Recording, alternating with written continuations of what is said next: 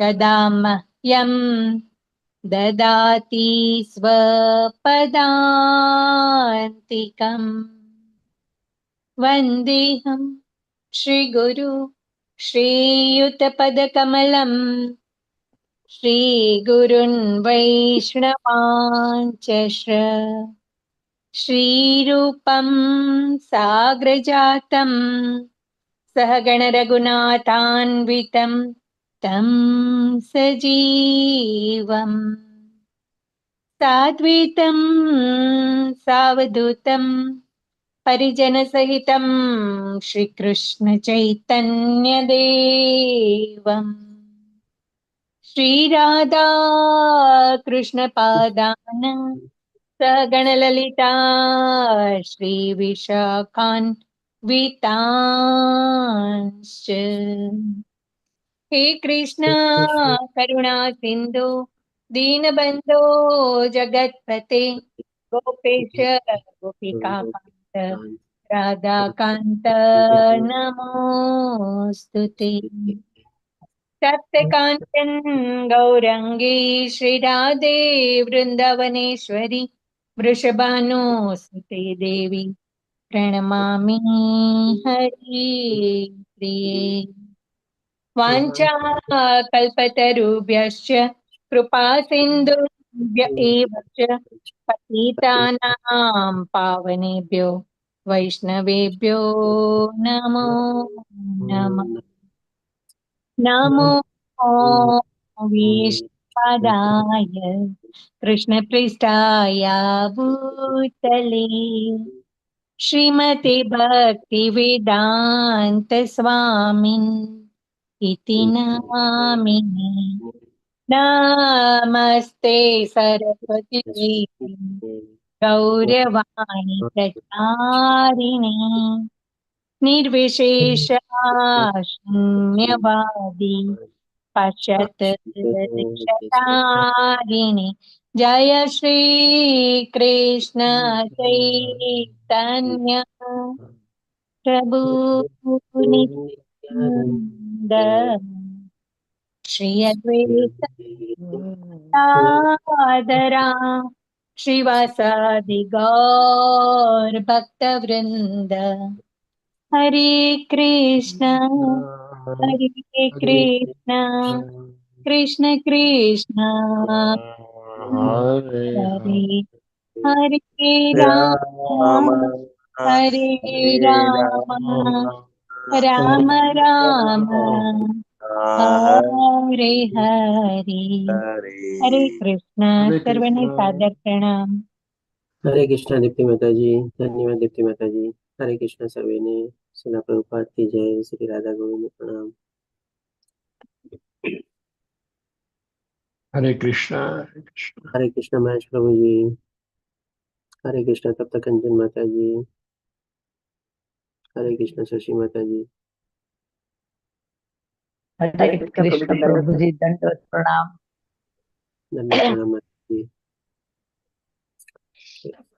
तो गई काले આપણે બીજો અધ્યાય કમ્પ્લીટ કર્યો ગીતાનો સાર અને આજે આપણે ત્રીજો અધ્યાય લેશું કર્મયોગ। ભગવાને જે આપણને બીજા અધ્યાયમાં જ્ઞાન આપ્યું એમાંથી હવે અર્જુનને પ્રશ્ન ઉદ્ભવે છે। તો ત્રીજા અધ્યાયના પહેલા શ્લોકમાં અર્જુન પ્રશ્ન પૂછે છે। અર્જુને કહ્યું, હે જનાર્દન, હે કેશવ, જો તમે બુદ્ધિને સકામ કર્મ કરતા શ્રેષ્ઠ માનતા હો તો પછી તમે મને આ ઘોર યુદ્ધ કરવા શા માટે પ્રેરી રહ્યા છો? હવે અર્જુનનો આ જે પ્રશ્ન ઉદ્ભવે છે એ શેમાંથી ઉદ્ભવે છે આપણે એ જોઈએ। તો ગઈકાલે જ્યારે બીજા અધ્યાયમાં ભગવાને 47 થી લઈને 52માં શ્લોકમાં જે બુદ્ધિ યોગ વિશે જ્ઞાન આપ્યું હતું અથવા તો નિષ્કામ કર્મયોગ વિશે જ્ઞાન આપ્યું હતું એમાંથી અર્જુનનો આ પ્રશ્ન ઉદ્ભવે છે। એમાં પર્ટિક્યુલર આપણે આ 52માં શ્લોક લઈએ જ્યારે એમાં ભગવાન કહે છે કે જ્યારે તારી બુદ્ધિ મોહરૂપી ગાઢ જંગલને પાર કરી જશે, એટલે કે ભાઈ આ ભૌતિક દુનિયાનું જે જંગલ છે, આપણે મોહરૂપી જે જંગલ છે એને આપણે પાર કરી જશું, એટલે કે એનાથી આપણે મોહ માયાના આકર્ષણથી આપણે પરે થઈ જશું। ત્યારે ભગવાન કહે છે કે તારે સર્વ સાંભળવા યોગ્ય બાકી તથા તે સાંભળેલ હશે તે પ્રત્યે તું ઉદાસીન થઈ જઈશ। તો આવી રીતે ભગવાન જ્યારે 47 થી લઈને 52માં શ્લોકમાં નિષ્કામ કર્મ વિશે બતાવે છે, કહે છે કે ભાઈ આપણે આ ભૌતિક દુનિયાના ઇન્દ્રિયો અને આપણા શરીર સુખના જે આપણે વિષયોમાં આપણે તૃપ્ત થયેલા હોય છે એમાંથી આપણે અળગું થવાનું છે, તો જ આપણે ભગવાનની ભક્તિમાં છે આપણે સંકલન થઈ શકીએ અને આપણો નિશ્ચય આપણે દ્રઢપૂર્વક રીતે આપણે એમાં આગળ વધી શકીએ. એટલા માટે અર્જુનને આ પ્રશ્ન ઊભો થાય છે કે જો તમે એવી રીતે એમ સમજતા હો તો પછી મારે આ ઘોર યુદ્ધ શું કામ કરવું? કારણ કે આ ઘોર યુદ્ધ કરીને મને મળશે શું? ભૌતિક દુનિયાનો લાભ મળશે. શું મળશે? તો કે ભાઈ હસ્તિનાપુરની ગાદી મળશે, અથવા તો આખા વિશ્વનું મને રાજ્ય મળશે, જે ભગવાને બીજા અધ્યાયમાં એને બતાવે છે કે જો તું જીત હાસિલ કરીશ તો તને આખા વિશ્વનું તને શાસન મળશે. તો આ પણ તો ભૌતિક લાભ જ થયો. તો હવે અર્જુનના મનમાં પ્રશ્ન થાય છે કે જે તમે મને આધ્યાત્મિક જ્ઞાન આપ્યું છે અને આત્મજ્ઞાન આપ્યું છે એ કેળવીને પછી હું શું કામ આ યુદ્ધમાં પ્રવૃત્ત થાવ? પછી હજી આગળ અર્જુન બીજા શ્લોકમાં હજી એક બીજો પ્રશ્ન પૂછે છે. તો કે છે આપના દ્વિઅર્થી ઉપદેશોથી મારી મતિ મૂંઝાઈ ગઈ છે. તેથી કૃપા કરી નિશ્ચયપૂર્વક મને જણાવો કે આમાંથી મારે માટે સૌથી હિતાવહ શું છે? હવે અર્જુનને ભગવાને જે જ્ઞાન આપ્યું બીજા અધ્યાયમાં બે મહત્વના વિષયોનું જ્ઞાન આપ્યું. પેલા કરુણાના સંદર્ભમાં ભગવાને એને આત્મજ્ઞાન આપ્યું કે ભાઈ આપણે શરીર નથી પણ આપણે આત્મા છીએ. પછી ભગવાને કોઈ આનંદ નથી અથવા તો પાપ, એ બેના સંદર્ભમાં ભગવાને એને જવાબ આપતા કીધું કે ભાઈ તારે તારો સ્વધર્મ તો નિભાવવો જ પડશે અને સાથે સાથે નિષ્કામ ભાવે એ તારે સ્વધર્મમાં અથવા તો કર્તવ્ય કર્મમાં પ્રવૃત્ત થવું પડશે. એટલે કે આ બે મહત્વના જ્ઞાન જે ભગવાને આપ્યા એમાં અર્જુન કન્ફ્યુઝ થઈ ગયો. એટલા માટે શું કહે છે કે આપણા દ્વિઅર્થી ઉપદેશોથી કે ભાઈ આત્મજ્ઞાન પ્રાપ્ત કરીને મારે ભગવાનની ખોજમાં લાગી જવું કે પછી મારે એક બાજુ હવે તમે કહો છો સ્વધર્મ, કર્તવ્ય કર્મ અને નિષ્કામ ભાવે કર્મ કરીને આપણે આ યુદ્ધ લડવાનું? કારણ કે ત્યારે પણ ભગવાન એને કહે છે કે ઊભો થા અને યુદ્ધ કર. તો આ બેમાંથી મારે શું કરવું? તો આવી રીતે તમે મને એનું મારા માટે હિતકારી અથવા કલ્યાણકારી જે હોય એ મને આ બતાવો. કારણ કે ભગવાનને જ્યારે 7મા શ્લોકમાં અર્જુનને શરણાગતિ લે છે ત્યારે કહે છે કે ભાઈ હવે હું આપણે શરણાગત છું. એટલે કે ભગવાન એને આ જ્ઞાન આપે છે અને જ્ઞાનમાંથી પછી એને આ પ્રશ્ન ઉદ્ભવે છે. તો આ રીતે અર્જુનના બે પ્રશ્નો ઉદ્ભવ્યા. આ રીતે આપણે જોઈએ કે ભગવાને જે મહત્વનું જે બે બીજા અધ્યાયમાં જ્ઞાન આપ્યું, એક 11 થી લઈને 30મા શ્લોકમાં આત્મજ્ઞાન આપ્યું અને પછી 38 થી લઈને 53મા શ્લોકમાં ભગવાને એને સ્વધર્મ, કર્તવ્ય કર્મ અને સાથે સાથે નિષ્કામ કર્મયોગનું આપણને જ્ઞાન આપ્યું. તેના સંદર્ભમાં આપણે બે દાખલા લીધેલા હતા. એક હનુમાનજીનો દાખલો લીધો હતો, વિભીષણનો દાખલો લીધેલો હતો. પછી આપણે કરંટ એક્ઝામ્પલ તરીકે આપણે એક મિલિટરી પર્સનનો પણ દાખલો લીધેલો હતો કે કેવી રીતે આપણે આપણો સ્વધર્મ, નિયત કર્તવ્ય કર્મ કરીએ તો એમાં આપણને કોઈ પાપ લાગતું નથી. હવે જોઈએ ભગવાન આના સંદર્ભમાં જવાબ શું આપે છે. તો ભગવાન 5મા શ્લોકમાં કહે છે કે પ્રત્યેક વ્યક્તિને તેણે ભૌતિક પ્રકૃતિ દ્વારા મેળવેલા ગુણો અનુસાર વિવશ થઈને કર્મ કરવું જ પડે. એટલે કે by compulsion we are bound to do the karma. આપણે કર્મ કરવા માટે બાધ્ય થયેલા જ છે. શેના માટે? તો ભગવાન કહે છે કે ભૌતિક પ્રકૃતિના દ્વારા ગુણો મેળવેલા ગુણો અનુસાર. એટલે કે આ સતોગુણી હોય, રજોગુણી હોય, તમોગુણી હોય, કોઈ પણ ગુણોનો જે ઉપર આપણા ઉપર જે પ્રભાવ રહેલો હોય એ પ્રભાવ હેઠળ આપણે કોઈક ને કોઈક કર્મમાં આપણે પ્રવૃત્ત થતા જોઈએ છીએ. જેમ કે અર્જુનનો ક્ષત્રિયનો ધર્મ હતો તો એ શું છે કે ભાઈ એને યુદ્ધ લડવાનું અથવા તો પ્રજાનું રક્ષણ કરવાનું એનો મેઇન ધર્મ હતો. અને એ રીતે જ્યારે આવી રીતે યુદ્ધ એની સામે ઊભું રહે તો એને પોતાનું કર્તવ્ય કર્મ કરવું જોઈએ. હવે માની લ્યો અર્જુન ત્યારે આ જે ભગવાને આત્મજ્ઞાન આપ્યું અને એ આત્મજ્ઞાન મેળવીને કે ચાલ હવે મારે યુદ્ધ નથી કરવું, હું તો જાઉં છું ભગવાનની ખોજ કરવા, તપસ્યા કરવા અને સાધના કરવા. તો ત્યાં જઈને શું એ આપણે સરસ રીતે ભગવાનની તપસ્યા સાધના કરી શકવાનો હતો? એના મનમાં કેટલા બધા વિચારો આવશે તમારે કે ભાઈ ત્યાં યુદ્ધ થયું હશે કે નહીં થયું હશે, કોણે કોનો સામનો કર્યો હશે, ગુરુ દ્રોણાચાર્યની સામે કોણે પહેલા એનો સામનો કર્યો હશે, ભીષ્મ પિતામહ કોની સામે લડ્યા હશે પહેલા. આવા કેટલાય પ્રશ્નો એના મનમાં ઉદ્ભવે. કારણ કે એનો નેચર જ એવો છે, એની પ્રકૃતિ જેવી છે, ક્ષત્રિય પ્રકૃતિ છે એની, તો એમાંથી પોતે છટકી ન શકે. ગમે તેટલું ત્યાં જાય તો પણ એ પોતે એના આવા બધા વિચારો એના મનમાં આવતા જ હોય. એટલા માટે કહે છે ભગવાન કે તેથી કોઈ પણ મનુષ્ય એક ક્ષણ માટે પણ કર્મ કર્યા વિના રહી શકતો નથી. તો અહીંયા જે ભગવાન આપણને કર્મના આપણને બે ભાગમાં વિભાજિત કરે છે. એક તો શું આપણે ભૌતિક પ્રકૃતિના ગુણો અનુસાર આપણે જે કાંઈ પણ આપણા કર્મ અથવા તો નિયત કર્મ ચૂઝ કરીએ છીએ. જેમ કે આજની તારીખમાં માની લો આપણે કોઈ પણ વ્યવસાયમાં, ધંધામાં કે એમાં જોડાયેલા હોય, અથવા તો જે માતાજીઓ હોય એ કંઈક ને કંઈક ઘરકામમાં ને એમાં બધામાં જોડાયેલા હોય, ઘરના બાળકોને બધાની પરવરિશ કરતા હોય, બધા લોકોનો ખ્યાલ રાખતા હોય, એના ગુણો પ્રમાણે, એના નેચર પ્રમાણે એવા કાર્યમાં પોતે પ્રવૃત્ત થયેલા હોય. અને બીજા પ્રકારનું જે ભગવાન આપણને કર્મ કહે છે કે મનુષ્ય એક ક્ષણ પણ માટે કર્મ કર્યા વિના રહી શકતો નથી. તો આપણા નિત્ય કર્મ છે. હવે આ જે ભગવાન બે વર્ગીકરણ કરે છે કર્મનું, એ ભગવાન આપણને આગળમાં સમજાવે છે 8મા શ્લોકમાં કે તું તારું નિયત કર્તવ્ય કર્મ કર. નિયત કર્તવ્ય કર્મ શેના હિસાબે? તો કે ભાઈ ભૌતિક પ્રકૃતિના ગુણો અનુસાર જે વ્યવસાય અથવા તો જેવી આપણી પ્રકૃતિ નેચર હોય એ પ્રમાણે જે આપણે કાર્ય અથવા કર્મ ચૂઝ કરેલું હોય એ આપણું થઈ ગયું નિયત કર્તવ્ય કર્મ. જેમ કે અર્જુનનો ક્ષત્રિય તરીકે નિયત કર્તવ્ય કર્મ હતું કે જ્યારે યુદ્ધ આવે ત્યારે યુદ્ધ લડવાનું અને પ્રજાનું ને બધાનું રક્ષણ કરવાનું, રાજા તરીકે ક્ષત્રિય તરીકે. પછી ભગવાન આગળ કહે છે કે કારણ કે કર્મ નહીં કરવા કરતા કર્મ કરવું વધારે સારું છે. પછી હવે ભગવાન જે બીજું જે પ્રકાર બતાવ્યો ને કે મનુષ્ય એક ક્ષણ પણ કર્મ કર્યા વિના રહી શકતો નથી, એના સંદર્ભમાં એ ભગવાન આપણને બતાવે છે કે કામ કર્યા વિના મનુષ્ય પોતાના દેહનો નિર્વાહ પણ કરી શકતો નથી. આ બધા શું છે? આપણા નિત્ય કર્મ છે. આજે જેમ કે આપણું શરીર છે ઓટોમેટિક ચાલે છે, આપણને લાગે છે, પણ એ પણ કંઈક ને કંઈક કર્મ તો કરતું જ રહેતું હોય છે ને. જેમ કે આપણે શ્વાસ લઈએ છીએ, ખાવાનું ખાઈએ છીએ, સૂઈએ છીએ, નિંદર કરીએ છીએ, આપણે પાચન ક્રિયા આપણી અંદર ચાલે છે, આપણી અંદર હૃદયના ધબકારા ચાલે છે. આ બધા શું નિત્ય કર્મ કન્ટિન્યુઅસલી ચાલતા હોય છે. આપણો શરીરનો દેહ જે છે જ્યાં સુધી આપણે એમાં આત્મા રહેલો છે ત્યાં સુધી પણ તો આ બધા કર્મ એમાં ચાલતા જ હોય છે. એટલે કે અહીંયા ભગવાન આપણને બે વર્ગીકરણ બતાવીને કીધું કે ભાઈ કર્મના આપણે બે પ્રકાર છે. એક આપણે નિત્ય કર્મ જે આપણે કરતા હોઈએ છીએ, જે ઘણીવાર આપણે ઓટોમેટિકલી પણ ચાલે છે આપણે, અને એક બીજું આપણે નિયત કર્તવ્ય કર્મ એટલે કે જે આપણા સ્વભાવ અને ગુણ પ્રમાણે આપણે જે કાંઈ પણ એક્ટિવિટી અથવા કર્મમાં આપણે ચૂઝ કરેલું હોય અને એમાં પ્રવૃત્ત થતા હોઈએ. એટલે કે આમ ભગવાન આપણને બે પ્રકારના કર્મ અહીંયા બતાવે છે. હવે આપણે આગળ વધતા જોઈએ તો ભગવાન આપણને આ 9મા શ્લોકમાં કહે છે કે જે નિત્ય કર્મ છે એ તો આપણે ચલાવતા જ હોઈએ છીએ અને કરતા જ હોઈએ છીએ, એમાં કંઈ કરવાનું રહેતું હોતું નથી. પણ જે નિયત કર્તવ્ય કર્મ છે આપણે એ કેવા ભાવથી આપણે કરવું જોઈએ એ ભગવાન આપણને બતાવે છે. તો 9મા શ્લોકમાં કહે છે કે વિષ્ણુ પ્રીત્યર્થે યજ્ઞ તરીકે કર્મ કરવું જોઈએ.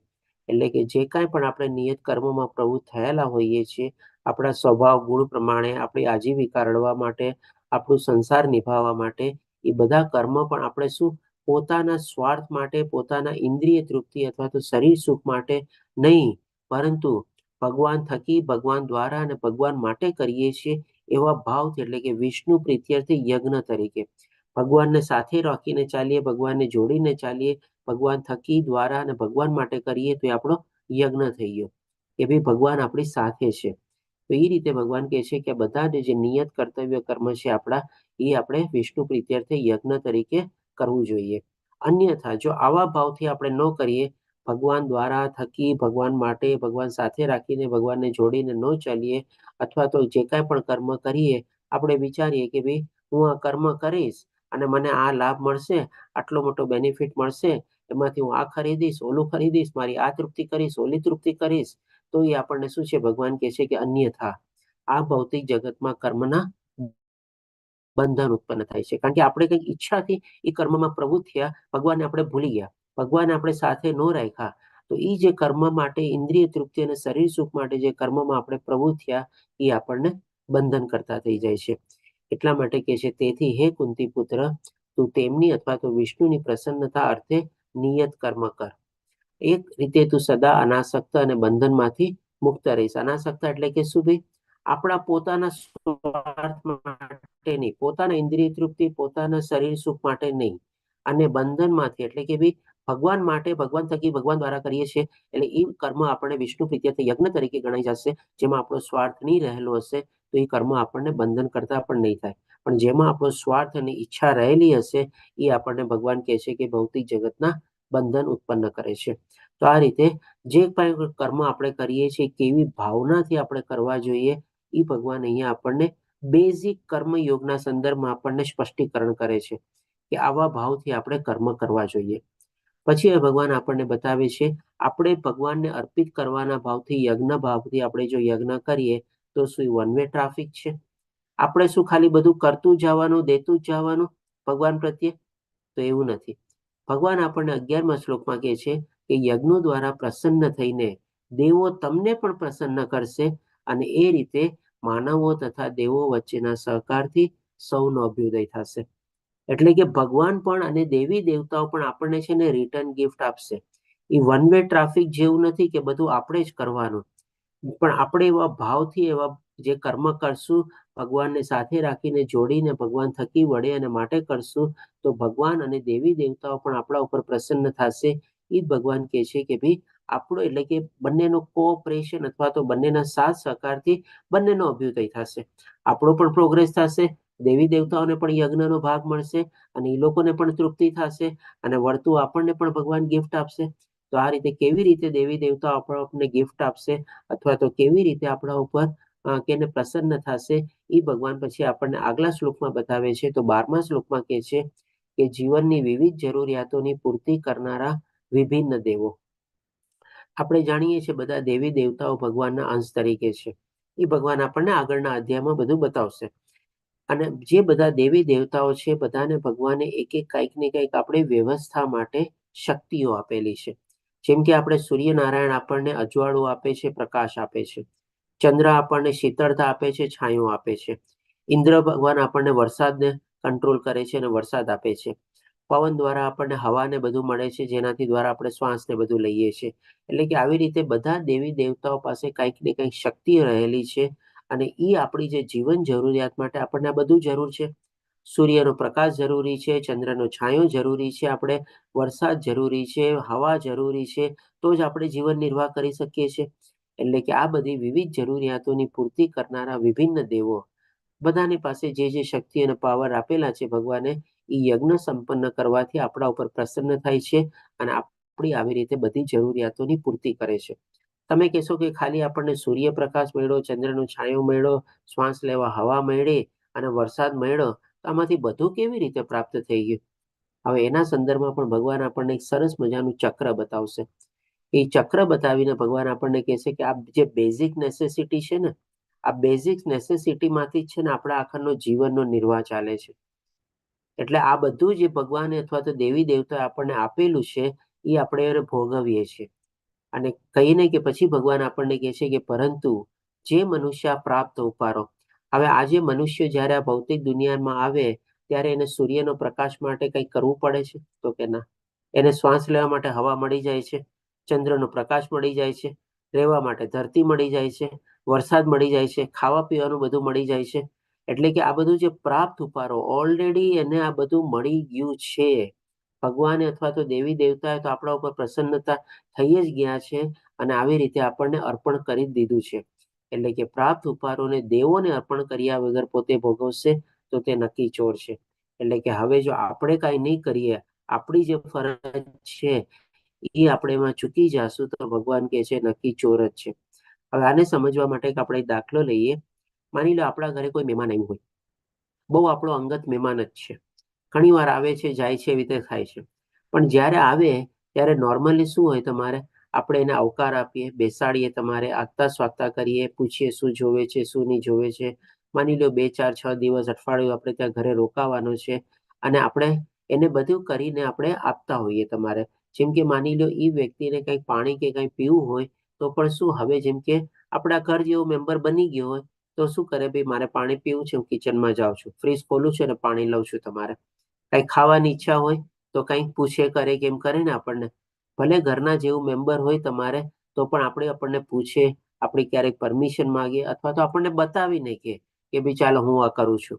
પણ હવે એ વ્યક્તિ જો બધું ટેક ઇટ ફોર ગ્રાન્ટેડ લઈ લે, ફ્રીજ ખોલીને જેમ તેમ બધું વાપરવા માંડે, બધું કિચનમાં જઈને બધું પોતાના મેળે કરવા માંડે, તો આપણે શું કહીએ? આપણે કે ભાઈ આ મહેમાન છે કે કોણ છે તમારે? એટલે કે ભાઈ નક્કી ભગવાન એને કહે છે કે ચોર જ છે. એટલે કે આવી જ રીતે માની લો. શું કહો છો આનંદ પ્રભુજી? હરે કૃષ્ણ. હરે કૃષ્ણ. પ્રભુજી, આમાં આપણે જે મનુષ્યને પ્રાપ્ત ઉપહારો દેવોને અર્પણ કર્યા વગર, તો આપણે દેવોને અર્પણ તો નથી કરતા, કૃષ્ણ ભગવાનને જ અર્પણ ખાલી કરીએ છીએ ને? હા, કૃષ્ણ ભગવાનને આપણે અર્પણ કરીએ છીએ. આપણે જે ભોગ આપીએ છીએ, ભોગ ધરાવીએ છીએ, કૃષ્ણ ભગવાનને અર્પણ કરીએ છીએ. કારણ કે જો આના સંદર્ભમાં પૂર્ણ પુરુષોત્તમ ભગવાન શ્રી કૃષ્ણ સર્વોત્તમ, સર્વોચ્ચ અને સર્વોપરી છે.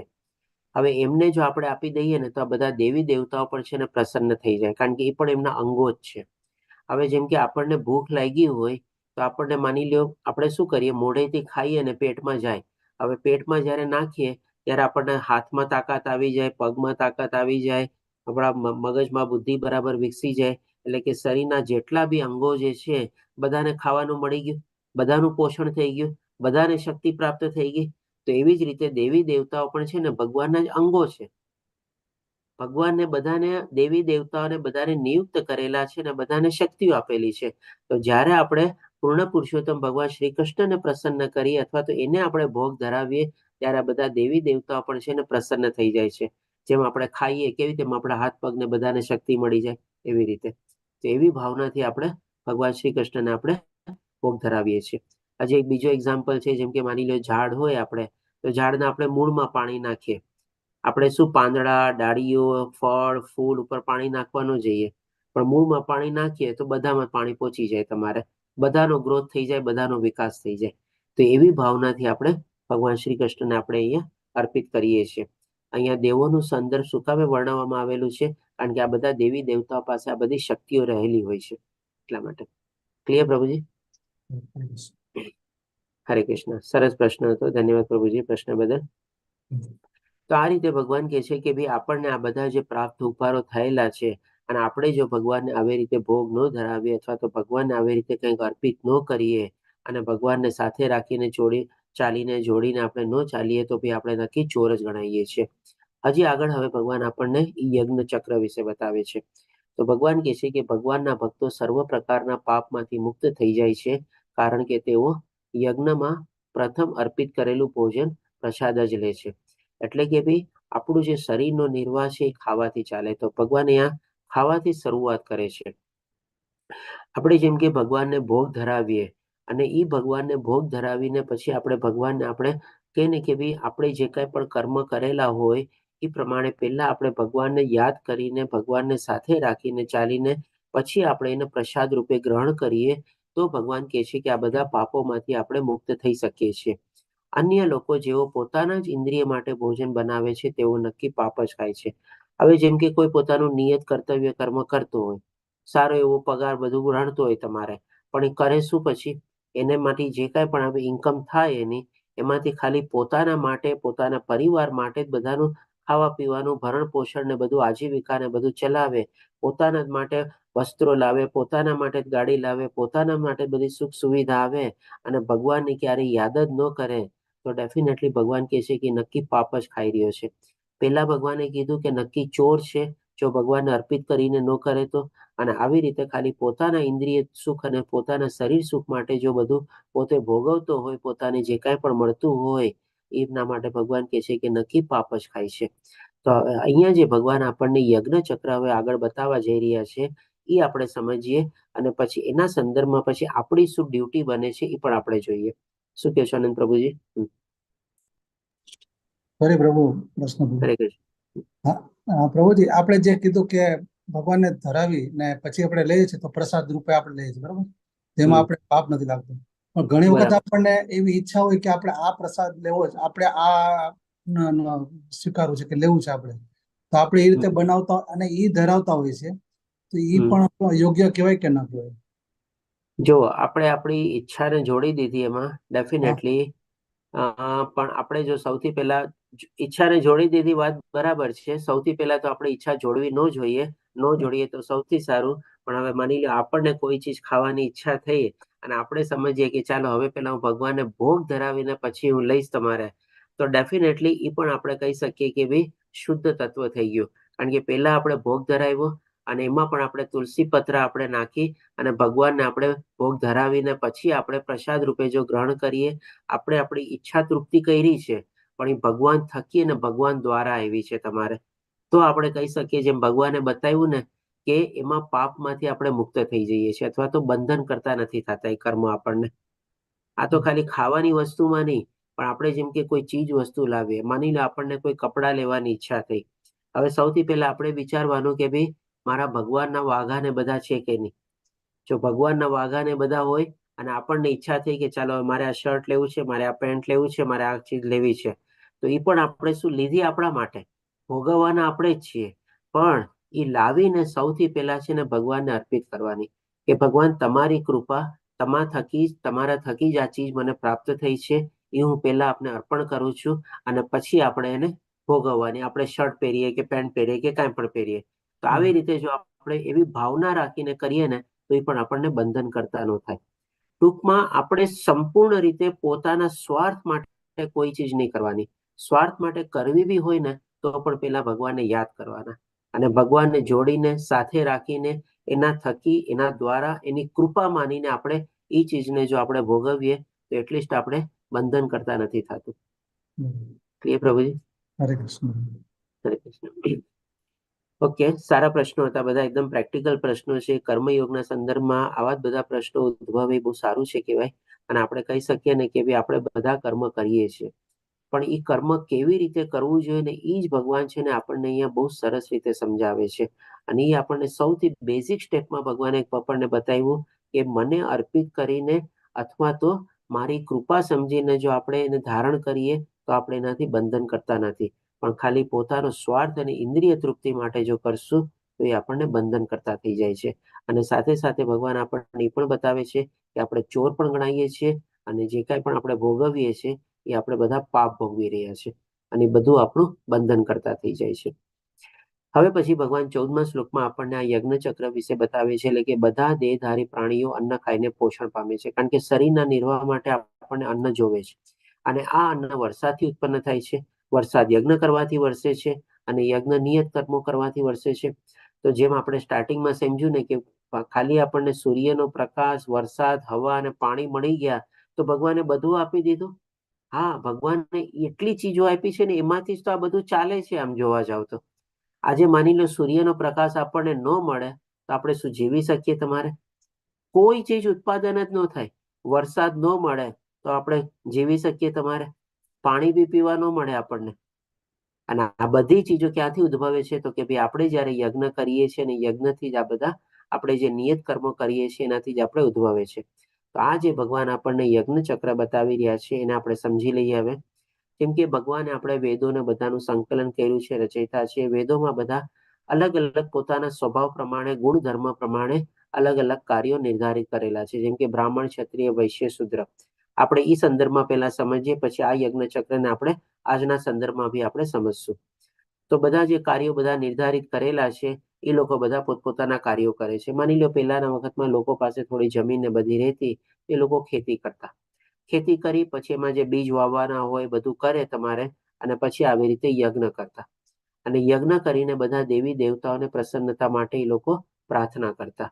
અને દેવી દેવતાઓ પણ આવા યજ્ઞ થઈ અને પછી આપણે પ્રસન્ન થઈને શું આપણને આપતા? કૃપા વરસાદ, એટલે કે આપણા ઉપર વરસાદ વરસતો. અને એ વરસાદથી એ લોકોએ જે ખેતી કરેલું હોય એમાં ધન ધાન્ય ને બધું આપણે અનાજના રૂપમાં પાકતું. અને એમાં પછી આપણે અલગ અલગ વ્યંજનો બનાવી ભગવાનને પહેલા આપણે અર્પિત કરી અને પછી આપણે પ્રસાદ રૂપે આપણે ગ્રહણ કરતા. તો આ થયું યજ્ઞનું ચક્ર, જે ભગવાન યજ્ઞનું ચક્ર જે ભગવાને આપણને આગલા શ્લોકમાં બતાવ્યું એ પ્રમાણે. હવે આ જ યજ્ઞનું ચક્ર આપણે આજની પ્રેક્ટિકલ લાઈફમાં કેવી રીતે ઇમ્પ્લિમેન્ટ થાય છે એ પણ આપણે જોઈએ, કારણ કે આ સેમ ચીજ આજે પણ એપ્લાય થાય છે. ભગવાને વેદોના સંકલન કરતા છે, એમાં તો આપણે કંઈ કરી શકવાના નથી. અને આજના સંદર્ભમાં જે લોકોનો જે અલગ અલગ એ લોકોની પ્રતિભા હોય, એ લોકોની લાયકાત હોય, કાબેલિયત હોય, ટેલેન્ટ હોય, પોતાની કેને કે બી પારંગત હોય, એ રીતે પોતાનો અલગ અલગ વ્યવસાય કરે છે, અથવા તો કંઈક ને કંઈક અલગ અલગ નોકરીમાં એ લોકો પ્રવૃત્ત થયેલા હોય છે. હવે જે નોકરી અને વ્યવસાય કરતા હોય લોકો, તમારે ધંધો કરતા હોય, તો એમાં સંદર્ભમાં એ કાર્ય પોતાનું નિયત કર્તવ્ય કર્મ કરે છે. એ નિયત કર્તવ્ય કર્મના સંદર્ભમાં સાથે સાથે ભગવાનની ભક્તિ કરે છે કે ભાઈ ભગવાન તમારા થકી જ આ બધું થઈ રહ્યું છે આપણે. અને પછી આપણે જે નિયત કર્તવ્ય કર્મ કરતા હોય, માની લો ધંધો કરતા હોય તો આપણને પ્રોફિટ થાય, નોકરી કરતા હોય તો આપણને પગાર મળે. ક્યાંક ને ક્યાંકથી આપણે આજીવિકા તો રડીએ જ છીએ આપણું નિયત કર્તવ્ય કર્મ કરીને.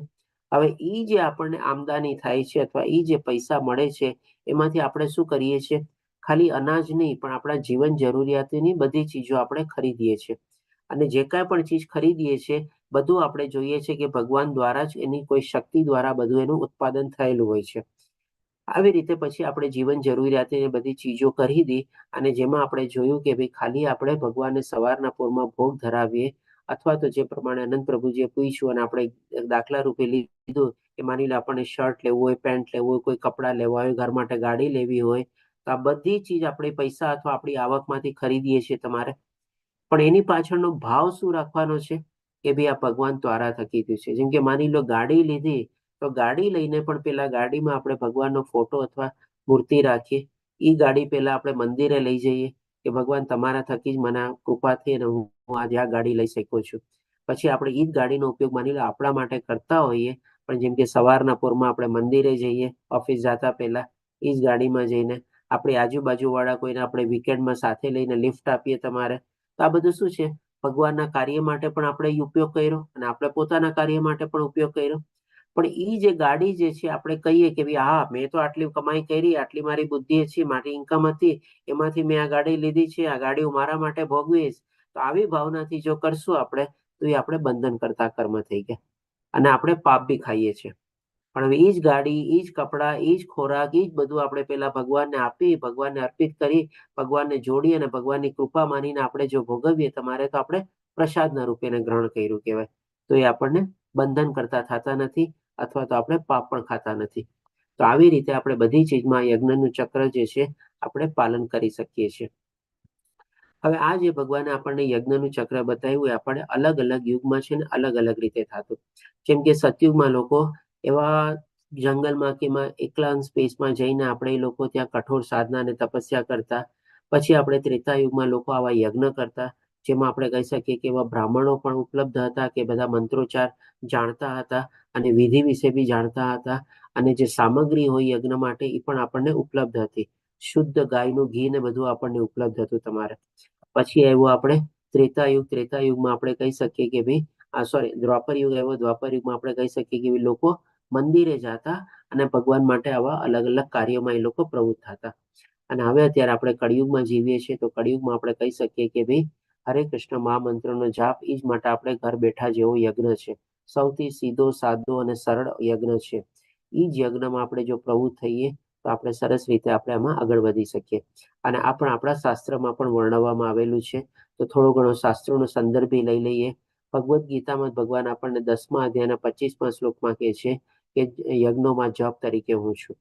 અને આ જે હરે કૃષ્ણ મહામંત્ર આપણને જે મળેલો છે એ ચૈતન્ય મહાપ્રભુ જ્યારે બંગાળમાં આપણે પ્રગટ થયેલા હતા લગભગ 500 વર્ષ પહેલા, એ પણ આપણે ભગવાનના જ એક અવતાર છે.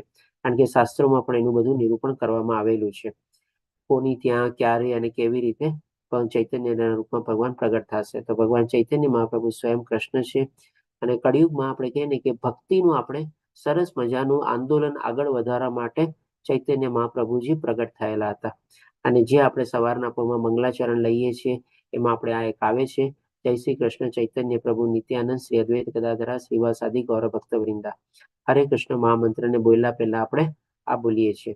તો આમાં શું છે, જય શ્રી કૃષ્ણ ચૈતન્ય એટલે કે કૃષ્ણ ભગવાનના જ અવતાર ચૈતન્ય આપણે. પ્રભુ નિત્યાનંદ એટલે કે બલરામ, ભગવાન શ્રી કૃષ્ણના બલરામ, નાના મોટાભાઈ બલરામ. પછી શ્રી અદ્વૈત એટલે કે મહાવિષ્ણુ અને સદાશિવ એક રૂપમાં છે આપણે. અને ગદાધર એટલે કે ભાઈ રાધા રાની અને લલિતા સખી. અને શ્રીવાસાદિ એટલે કે નારદ મુનિ. આ રીતે આપણે આ મંત્ર પહેલા લઈએ છીએ અને પછી આપણે મહામંત્ર હરે કૃષ્ણ કૃષ્ણ કૃષ્ણ હરે હરે, હરે રામ રામ રામ હરે હરે. આ પછી આપણે મંત્ર બોલીએ છીએ 108 વાર. આપણે એક માળા આપણે જ્યારે કમ્પ્લીટ કરીએ ત્યારે.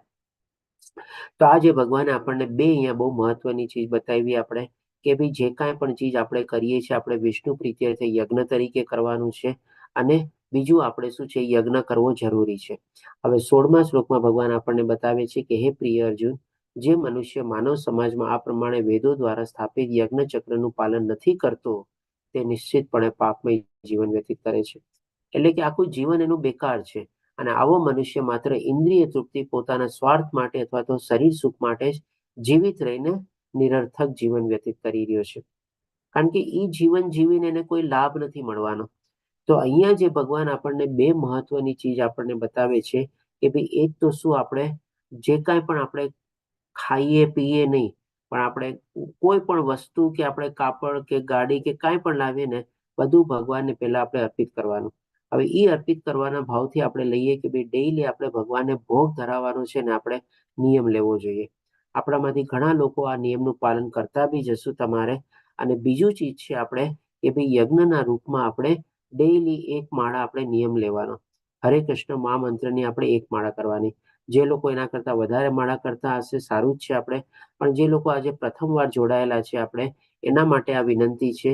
અને આ વિનંતી મારી નથી, પણ આપણે નમન દાસ પ્રભુજી જેમણે આ બધાનો કોર્સનું આયોજન ને બધું કરેલું છે એનું વિનંતી છે કે ભાઈ આ બે ચીજ છે ને તમે ઇમિડિયેટ લેવલ 1માં જોડાયેલા છો ને 3જા અધ્યાયથી તમે કાલથી શરૂ કરી દો, અથવા તો આજે સવારે 6 વાગ્યાનો બેચ છે ને તો આજથી શરૂ કરી દો. માળા પણ તમે આજથી કરી શકો છો. માની લો ભોગ બનાવવાનું બધું પ્લાનિંગ થઈ ગયું હોય તમારે, તો કદાચ આજે ન કરી શકો તો કાલથી શરૂ કરી દો. પર્ટિક્યુલરલી નવા પાર્ટિસિપન્ટને તમારે, કારણ કે જેમ અહીંયા ભગવાન કહે છે ને કે ભાઈ યજ્ઞ ચક્રનું પાલન નથી કરતો તે નિશ્ચિતપણે પાપમય જીવન વ્યતીત કરી રહ્યો છે, અને આવું જીવનની નિરર્થક રીતે પોતે વ્યતીત કરી રહ્યો છે. તો આવું જીવન જીવીને શું ફાયદો? ચાલો, જ્યારથી જાગ્યા ત્યારથી સવાર, જ્યારથી આપણને જ્ઞાન થયું ત્યારથી આપણે એનું આચરણ કરવાનું તો શરૂ કરીએ. આપણે જ્યારે પહેલા દિવસે ગીતા મહાત્મ્યને જાણ્યું હતું ત્યારે તમને ખ્યાલ હોય તો શંકરાચાર્યના શબ્દો દ્વારા 7 મહાત્મ્યમાં આપણે બીજા અને ત્રીજા મહાત્મ્યમાં જાણ્યું હતું કે ભાઈ એના જે નિયમોનું પાલન કરે છે, ગંભીરતાથી સાંભળે છે, વાંચે છે, બધું તો આપણે સમજાતા જ, પણ એમાં એક હતું ને કે નિયમોનું પાલન કરે છે. ત્યારે આપણે શું સમજાતા કે ભાઈ ભગવદ્ ગીતા આપણે જીવવાની છે. આપણે ભગવદ્ ગીતા ખાલી બુદ્ધિમાં ઉતારીને આપણે સમજણમાં કેળવીને આપણને કોઈ ફાયદો નથી. અને આ સંદર્ભમાં આપણે ત્યારે દાખલો બી લીધેલો હતો કે 7 શ્લોકને બી જો આપણે 100% આચરણ કરશું ને તો આપણા 700 શ્લોક જેવું થઈ જશે. એટલે કે જીવન જીવવાની છે. ભગવદ્ ગીતાને જેટલું જીવશું આપણને એટલો ફાયદો થશે. 700 શ્લોકનું આપણે કાંઈ આચરણ નહીં કરીએ, મલ્ટીપ્લાય 0 કરશું તો 0 થવાનું છે, કાંઈ ફાયદો નથી થવાનો. તો ડેફિનેટલી આ આપણે નિયમોનું પાલન કરવાનું શરૂ કરવાનું છે. નવા પાર્ટિસિપન્ટ કોણ છે આપણી સાથે અત્યારે? મારા ખ્યાલથી અમિતા માતાજી છે પ્રથમવાર જોડાયેલા. તો અમિતા માતાજી, આપ એગ્રી કરો છો? આપણે શરૂ કરશું હવે? હા, શરૂ કરીશ. આજથી કે કાલથી? હા, આજથી કરીશ. આજથી જ કરશું. ખૂબ ખૂબ ધન્યવાદ માતાજી, પણ અભિનંદન બી એડવાન્સમાં આપને. આ ભગવાનની આપણી કૃપા થશે આપણા ઉપર બસ. અને આ નમનીસા દાસ પ્રભુજીની જ વિનંતી છે. બીજા કોણ છે નવા પાર્ટિસિપન્ટ આપણી સાથે? બાકી જે જૂના છે એ લોકો તો ડેફિનેટલી કરતા જ હશે. અને જે લોકો જૂના છે, જે કરતા હોય, એ પણ પોતાનો થોડો ઘણો અનુભવ શેર કરે કે કેવી રીતે આવી રીતે ભોગ ધરાવવાનું અને માળા કરવાનું એમ લોકોએ શરૂ કરેલું હતું. ચિંતન પ્રભુજી, આપ કંઈક શેર કરશો? આપ અત્યારે મારે ખ્યાલથી કંઈક સેવા જ કરી રહ્યા છો ભગવાનની. હરે કૃષ્ણ ચિંતન પ્રભુજી. હરે કૃષ્ણ પ્રભુજી. જી.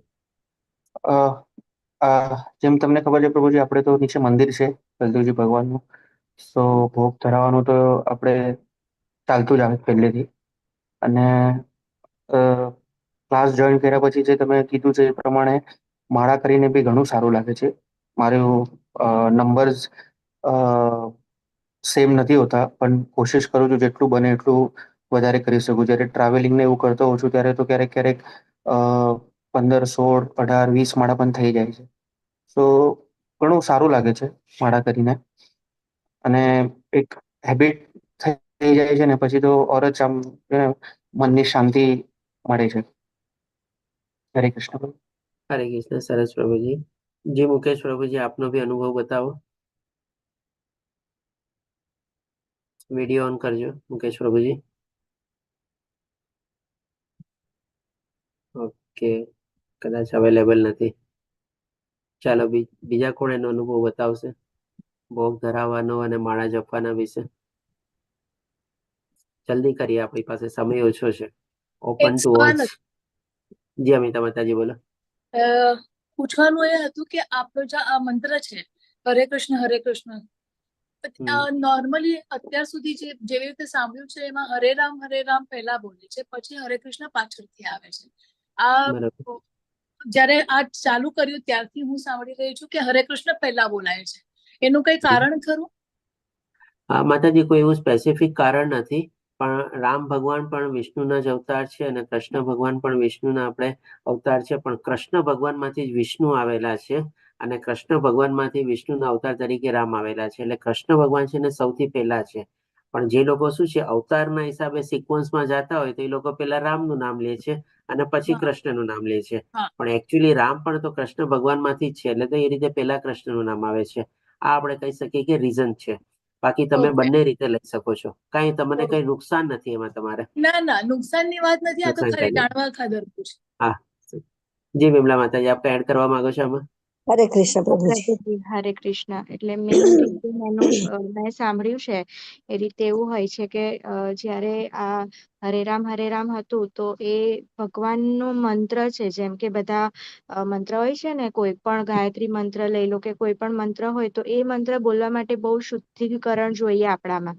જે વૈદિક મંત્ર. મંત્ર બોલવાથી એ શુદ્ધિકરણ નથી હોતું તો આપણને એનો અપરાધ લાગે છે. પણ એ જ રીતે પછી ચૈતન્ય મહાપ્રભુ આવ્યા તો એમણે આ ઉલટાવ્યું કે જેથી એ નામ અપરાધ નહીં લાગે. મેઇન રીઝન આ છે. તમે જયારે હરે કૃષ્ણ બોલો તો એ મહામંત્ર થઈ જાય છે.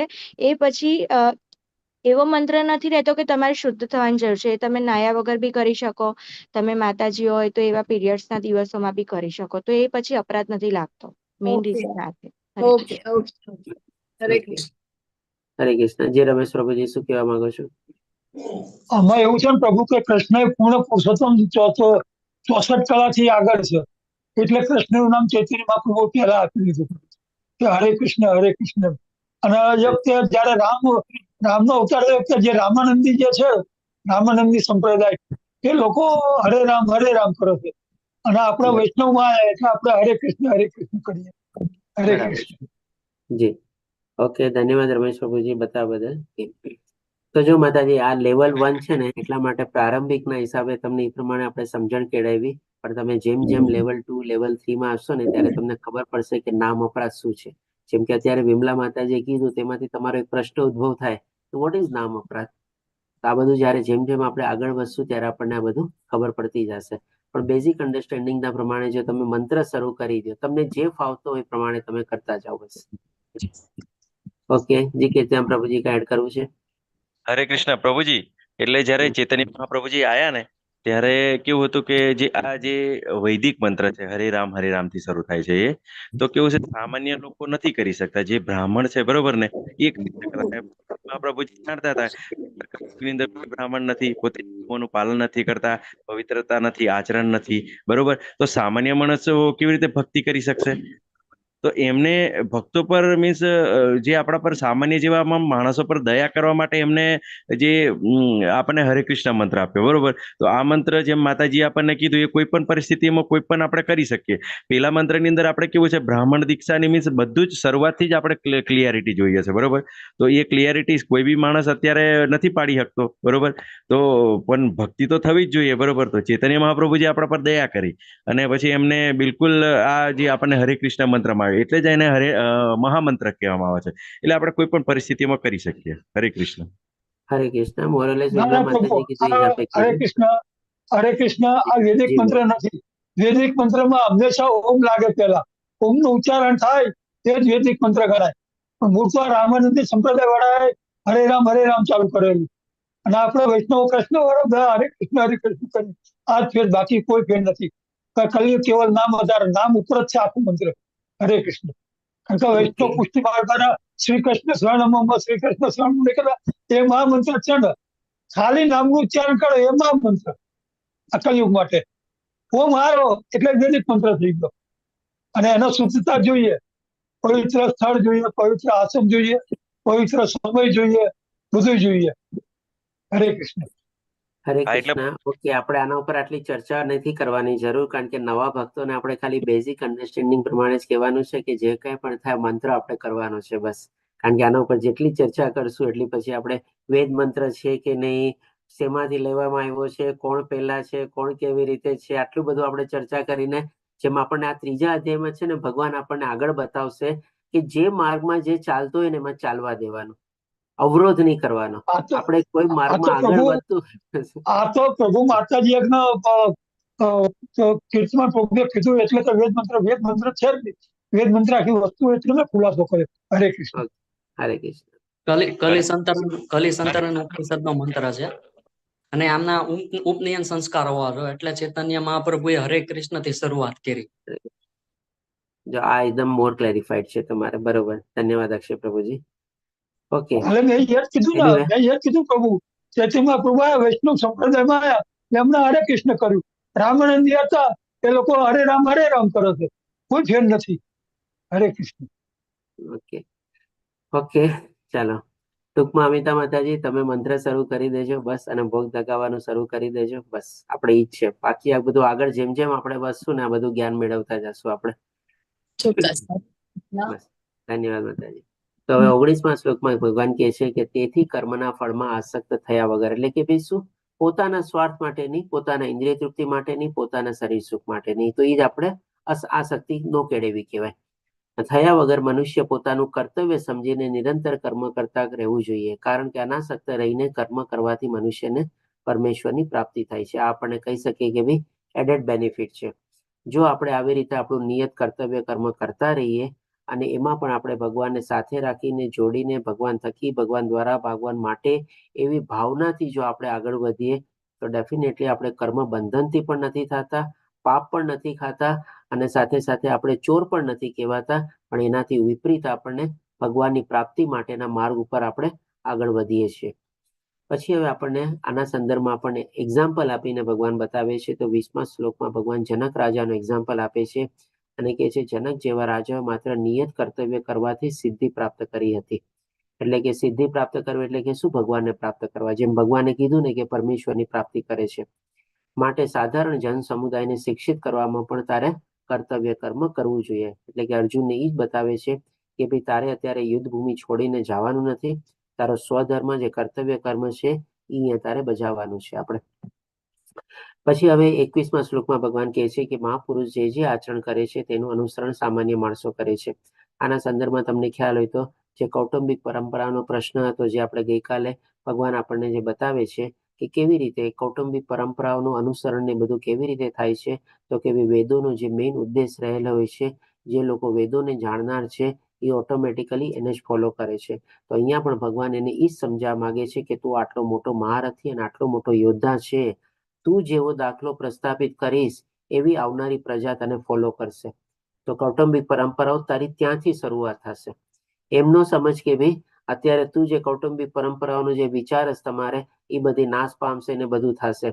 એ ઓટોમેટિકલી ત્યારે જ નાશ થઈ જશે જ્યારે બધા કહેશે કે ભાઈ અર્જુનની સામે યુદ્ધ આવ્યું હતું અને એણે યુદ્ધ ન લડ્યો, નહીં તો યુદ્ધ છોડીને વયો ગયો હતો, તો પછી તારી કઈ કૌટુંબિક પરંપરા ત્યાં રહેશે.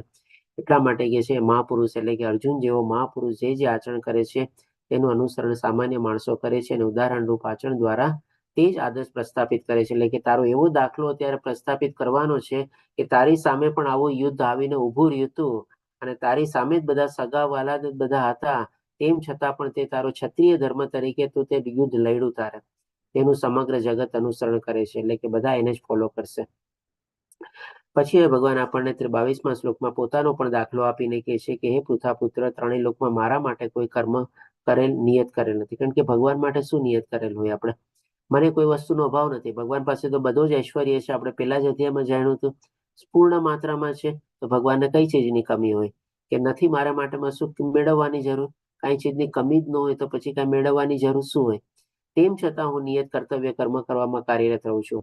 તો ભગવાન પણ જ્યારે મનુષ્ય રૂપ ધારણ કરીને પ્રગટ અને અવતરી થયા હતા ત્યારે નાનપણમાં બાળકના રૂપે એણે પણ માતા જશોદાને એટલી જ પજેવા હતા અને એટલા જ કે પોતાના નંદ બાબાને પણ પોતે સહાય પણ થયા હતા, ગાયો ચરાવવાને બધું જાતા.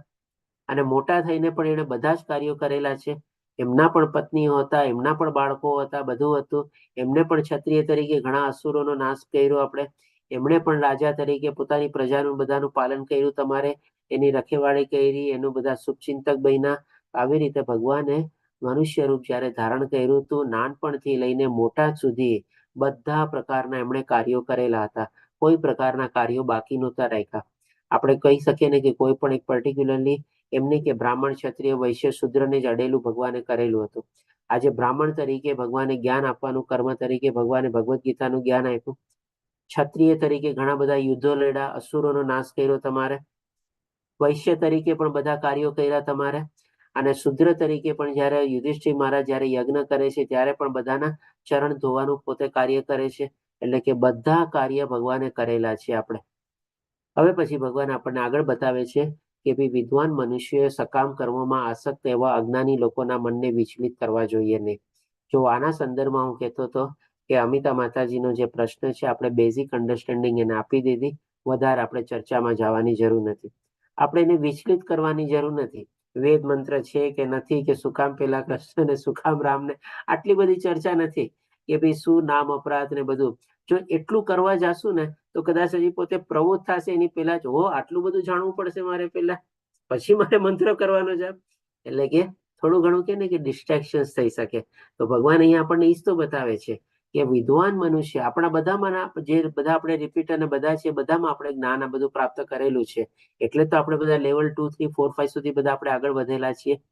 એટલે કે છે કે વિદ્વાન મનુષ્ય સકામ કરવામાં આસક્ત. એટલે કે માની લો કોઈ વ્યક્તિ છે આપણી પાસે, પોતાનું નિયત કર્તવ્ય કર્મ કરે છે, આજીવિકા રડે છે, સારા કાર્યો કરે છે, કોઈ ખોટું કાર્ય કરતો નથી, પોતાનું અને પરિવારનું બધાનું ભરણ પોષણ કરે છે, બધાનું ખ્યાલ રાખે છે, બધાની ડિમાન્ડો કરે છે, પણ એને ભગવાન પાસે આ જ્ઞાન નહોતું.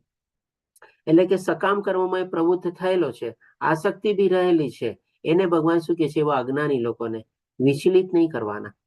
તેમને કાર્યનો ત્યાગ કરવા માટે પ્રોત્સાહન પણ આપવાનું નહીં કે ભાઈ આ કામ છોડી દે ને આમ કર. આપણે એને કહીએ કે ભાઈ આજે તું કામ કરસ, તને ખબર છે આ તું પાપ ખાય છે, ચોર ખાય છે, તું આમ ગણાઈશ, તું તેમ ગણાઈશ. તમારે હવે એને આપણે જયારે આ કહેવા જઈએ, તમારે એને વાત કઈ ઉતરવાની છે ગળે, તમારે નો જ ઉતરે ને. આપણે એને કહીએ કે ભાઈ તારે તો ભોગ ધરાવીને બધું કરવાનું છે, તારે માળા જપવાની છે તમારે, જેને આ બધું જ્ઞાન ન હોય, નો સમજે. ભગવાનની કૃપા નો થાય ત્યાં સુધી નો થાય તમારે. તો ભગવાન આપણને જ્ઞાની લોકોને, માણસોને ઈ જ કહે છે ને કે જે આવી રીતે પોતાના રસ્તે ચાલતો હોય છે એને તારે નહીં કરવાનું, કાંઈ નહીં કહેવાનું, પણ તારે એમાં શું કરવાનું, થોડું ઘણું એડ કરવાનું અને સમજાવવાનું. કેવી રીતે કરવાનું? તો કે પરંતુ ભક્તિભાવપૂર્વક કર્મમાં વ્યસ્ત રહેલા પ્રેરણા આપવી જોઈએ કે જેથી ધીરે ધીરે કૃષ્ણ ભાવનાનો વિકાસ થાય. આજે હું બધાને કહું કે ભાઈ આપણે કાલથી 16 માળા કરવાની છે, પોસિબલ થશે કોઈના માટે? નહીં થાય. આપણે ઇવન કદાચ 2-4 કરતા હશે ને, હવે કીધું પ્રભુએ કીધું કે ભાઈ ચાલો 16 કરવાની છે, 16 નહીં કરે તો ભગવાન પ્રાપ્ત નહીં થાય, તો પછી મારી 2 કરેલી તો કામમાં નથી આવવાની, તો 2 ચાલ ને મૂકી દો. 2 કરતા હશે, 4 કરતા હશે ને, કદાચ એ પણ મૂકી દે તમારે. તો બેટર છે એને આસ્તે આસ્તે વધવા દેવાનું. આસ્તે આસ્તે પોતે જેમ જેમ આગળ વધે તમારે, એમ ઓટોમેટિકલી ભગવાન હૃદયમાં બેઠેલા જ છે, એના હૃદયમાં જ્ઞાનનો દીપક પ્રગટાવશે, અજ્ઞાન બધું દૂર થશે, અને જેમ જેમ જ્ઞાન વધશે પોતે એ માર્ગમાં આગળ વધવાની એને ઓટોમેટિકલી પ્રેરણા મળશે તમારે.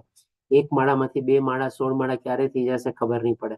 આપણામાંથી પણ ઘણા બધા એવા ભક્તો છે ને કે લેવલ 1 માં જ છે ને, 1 માળા શરૂ કરી 3જા અધ્યાય અને 4થા અધ્યાયથી, અને 18મો અધ્યાય જયારે કમ્પ્લીટ થયો ને ત્યાં સુધીમાં જે 16 માળા સુધી પહોંચી ગયા હતા તમારે. આવા પણ એક્ઝામ્પલ છે આપણી પાસે. તો ડેફિનેટલી એ ભગવાન જ પ્રેરણા થાય, ભગવાન જ આપણા ઉપર કૃપા કરે. એટલા જ માટે ભગવાન કહે છે કે ભાઈ એક સાથે આપણે, ઇવન આપણું નાનું બાળક હોય છે ને એને પણ કહીએ ને બેટા આમ ન કર અને આમ કર, એ નહીં કરવાનું પેલા કરશે અને જે કરવાનું હશે ને પછી કરશે તમારે. તો પછી આપણે લોકો તો કેટલા મોટા બાળક થઈ ગયા છે, આપણે તો કેટલી બધી બુદ્ધિ પ્રાપ્ત થઈ ગઈ છે, કેટલી બધી ડિગ્રીઓ પ્રાપ્ત કરી લીધેલી છે. આપણે શું કરવાના છીએ? આપણે નથી જ માનવાના તમારે. એટલા જ માટે ભગવાન આપણને એડવાઇસ આપે છે. હવે પછી ભગવાન આપણને બહુ મહત્વનું જ્ઞાન આમાં કર્મયોગમાં બી આપે છે કે જે કાંઈ પણ આપણે કરીએ છીએ, કેવી ભાવનાથી કરીએ છીએ, તો ભગવાન આપણને સમજાવ્યું. અને કોઈ કર્મ કરીને આપણને કોઈ સફળતા પ્રાપ્ત થતી હોય તો એમાં પણ આપણે શું ચીજને યાદ રાખવી જોઈએ અને શું ચીજ ન કેળવવી જોઈએ, એ ભગવાન આપણને અહીંયા 27મા શ્લોકમાં બતાવે છે કે જીવ મિથ્યા અહંકારના પ્રભાવથી મોહગ્રસ્ત થઈને પોતાની જાતને સમગ્ર કાર્યોનો કર્તા માની લે છે. એટલે કે માની લો આપણે કોઈ પણ કાર્યમાં પ્રવૃત્ત થયા ત્રિગુણી માયાના પ્રભાવ હેઠળ આપણે, અને એ કાર્યમાં આપણે સફળતા પ્રાપ્ત કરી, આપણે શું કરીએ છીએ, મેં તને ખબર છે મેં કેટલી મહેનત કરી, કેટલા આના માટે મેં બધું રિસર્ચ કર્યું હતું, કેટલું બધું જ્ઞાન મેળવ્યું, કેટલા બધા જણને પૂછ્યું, કેટલા બધા ઓપિનિયન લીધું, દિવસ રાત મહેનત કરી, ત્યારે જ એને આ બધું કાર્ય સફળ થયું છે. એમને એમ કઈ કાર્ય સફળ નથી થયું. આપણે કેટલું ક્રેડિટ લઈએ છીએ તમારે, પણ એકચ્યુઅલમાં છે ને આપણે પોતાની જાતને આવી રીતે કરતા માની બેસીએ છીએ, એ સંપૂર્ણ અને સદંતર આપણે કહી શકીએ ખોટું છે આપણે. કારણ કે એ ભગવાન કહે છે કે પણ હકીકતમાં ભૌતિક પ્રકૃતિના 3 ગુણો દ્વારા તે થતા હોય છે. હવે આ કેવી રીતે ત્રિગુણી માયામાં આપણે પ્રભાવિત થઈએ અથવા તો એમાં અટવાયેલા થઈને આપણે ઈચ્છા કેળવીએ છીએ, અને ઈચ્છા કેળવીને ત્રિગુણી માયા જ આપણને એ કાર્યમાં આગળ વધવા માટે પ્રોત્સાહન આપે છે, અને ત્રિગુણી માયા જ આપણને મદદ કરે છે આ બધું કાર્ય સંપન્ન કરવા માટે. એ ભગવાન આપણને છે ને 5મા અધ્યાયમાં કર્મયોગમાં સરસ રીતે ડિટેલમાં બતાવશે. 3 પ્રકારના કરતા ભગવાન આપણને ત્યારે બતાવશે 5મા અધ્યાયમાં. અને આપણે જે કરતા હોઈએ છીએ ને તો આપણે એક નિમિત્ત માત્ર બનીએ છીએ. અને આવી રીતે જો આપણે સમજીએ કે ભાઈ મેં કર્યું, મારા કારણે થયું, મારા વગર થાત જ નહીં, તો આપણે ખોટું આપણે મિથ્યા અહંકારમાં આપણે આવી જઈએ છીએ અને આપણને નુકસાન થાય છે. તો એ ભગવાન આપણને એક કારણ બતાવે છે કે આ ભૌતિક પ્રકૃતિના 3 ગુણો દ્વારા તે થાય છે. હવે આ ભૌતિક પ્રકૃતિ કેવી રીતે 3 કર્તાના રોલ આ રીતે અભિનય બતાવે છે એ ભગવાન આપણને 5મા અધ્યાયમાં ક્લિયર કરશે. તો થોડી ઘણી રાહ જોશું આપણે, ત્યારે જેમાં ભગવાન આપણને બતાવશે કે ભાઈ આપણે કર્તા ભાવ ક્યારેય કેળવવો ન જોઈએ. કારણ કે ખાલી જો સમજવાથી છે ને આપણને એનું આચરણ કરવું છે ને ઘણીવાર મુશ્કેલ થશે, પણ આપણે બુદ્ધિમાં ઉતારીને એની પાછળનું કારણ સમજીને પછી આપણે સમજશું નહીં કે કેવી રીતે ત્રિગુણી માયામાં હું પ્રવૃત્ત થયો, કેવી રીતે ત્રિગુણી માયામાંથી મને કાર્ય કરવા માટે પ્રોત્સાહન મળ્યું, કેવી રીતે ત્રિગુણી માયા મને કાર્ય આગળ વધવા માટે મને મદદ કરી, અને કેવી રીતે ત્રિગુણી માયાના પ્રભાવ હેઠળ જ હું એ કાર્ય સંપન્ન કરી શકો. અને આ બધું ત્રિગુણી માયા છે કોની શક્તિ છે? આ બધું જ્યારે આપણે બુદ્ધિમાં અને જ્ઞાનમાં ઉતારશું ને ત્યારે આપણે છે ને સંપૂર્ણ રીતે આપણા કર્તા ભાવને છે ને આપણે હટાવી શકશું. બાકી નહીં તો આપણે જાણીએ છીએ કે ભાઈ આપણા બધામાં કર્તા ભાવ કેટલો રહેલો છે. નાનું સરખું કંઈ કામ નથી કરતા ત્યાં તરત ને તરત ઓ મારા કારણે થયું, મેં કર્યું, હું નહોતો થાત જ નહીં, તને ખબર છે આમ કેવી રીતે થાય. કોઈ નાની નાની ચીજમાં પણ આપણે કેટલો મોટો કર્તા ભાવ કેળવી લઈએ છીએ, મોટી ચીજની તો વાત જ જવા દઈએ. પણ જ્યારે આ બધું ચીજ ભગવાન આપણને બતાવશે ને ત્યારે જ આપણે સમજી શકશું કે આપણે કોઈ ચીજના લાયક જ નથી. આપણામાં નથી બુદ્ધિ કે નથી આપણામાં એવી કોઈ આવડત, બધું ભગવાન થકી જ આપણને મળે છે. ત્યારે જ આપણે કાર્યને સંપન્ન કરી શકીએ છીએ. તો એ જ હવે ભગવાનને અર્જુન પ્રશ્ન પૂછે છે કે અર્જુનને કહ્યું, હે વિષ્ણુવંશી, જાણે કે બળજબરીથી તેમાં પરોવારે હોય તેમ છતાં તેમ મનુષ્ય ઈચ્છતો ન હોવા છતાં પાપ કર્મમાં સાથી પ્રેરાય છે. આપણે પણ ઘણીવાર આવી રીતે જાણતા અજાણતા પાપ કર્મમાં પ્રવૃત્ત થઈ જઈએ છીએ. જાણીએ છીએ કે આ ખોટું છે, તેમ છતાં પણ આપણે એમાં ધકેલાઈ જઈએ છીએ, અથવા તો બળજબરીથી કરીએ છીએ, અથવા તો કોઈકના પ્રેશરમાં આપણે કાર્ય કરી નાખીએ છીએ. એ બધાનું કારણ પણ હવે જે અર્જુને પ્રશ્ન પૂછ્યો, આપણા વતી એકદમ પ્રેક્ટિકલ પ્રશ્ન પૂછ્યો, તો ભગવાન એનું કારણ પણ બતાવે છે અને શેમાંથી ઉદ્ભવે છે એ પણ બતાવે છે. તો 37મા શ્લોકમાં ભગવાન કહે છે, પૂર્ણ પુરુષોત્તમ પરમેશ્વર બોલ્યા, હે અર્જુન, આનું કારણ એટલે કે શું કામે આવા બળજબરીથી પાપ કર્મમાં પ્રવૃત્ત થઈએ છીએ? તો કે રજોગુણથી ઉત્પન્ન થયેલા કામ જ છે. એટલે કે આમાં પણ ત્રિગુણી માયાનો જ ભાગ ભજવે છે. અને રજોગુણમાં એટલે કે આપણી મનમાં અનિયંત્રિત ઈચ્છાઓ જાગે. આ મેળવી લઉં, આ વયો જાઉં, આમ કરી લઉં, ઓલું કરી લઉં, ફોરેન ટૂર કરી લઉં, આટલો મોંઘો મોબાઈલ લઈ લઉં, આટલી બ્રાન્ડેડ કાર લઈ લઉં, આટલો મોટો બંગલો બનાવી લઉં. કેટલી આવી બધી અનિયંત્રિત ઈચ્છાઓ જાગે છે. એ બધું રજોગુણ જ છે, એનું જ કારણ છે. તેથી અને જે પછીથી ક્રોધનું રૂપ ધારણ કરે છે. એટલે ક્રોધ શું કામ આવે છે? જે ભગવાન આપણને ગઈકાલે બીજા અધ્યાયમાં બતાવ્યું ને, થોડી ઘણી સફળતા મળે તો ઠીક છે, અને નિષ્ફળતા મળે તો ભાઈ ક્રોધ આવે છે. આમ થયું, એમ થયું, ફલાણું થયું, કંઈક ને કંઈક થયું. સ્મરણ શક્તિ આપણી વહી જાય છે. આપણી બુદ્ધિ આપણે કે નહીં કે બધી આપણે ઉલટું બધું વિચારે છે, ન કરવાનું કરીએ છીએ, ન બોલવાનું બોલીએ છીએ, અને એવી રીતે આપણું પતન થાય છે. એટલે કે ક્રોધ રૂપનું રૂપ ધારણ કરે છે. અને આ જગતનું સર્વભક્ષી મહાપાપી શત્રુ છે. કોણ મહાપાપી શત્રુ છે? તો કે આ ક્રોધ આપણે.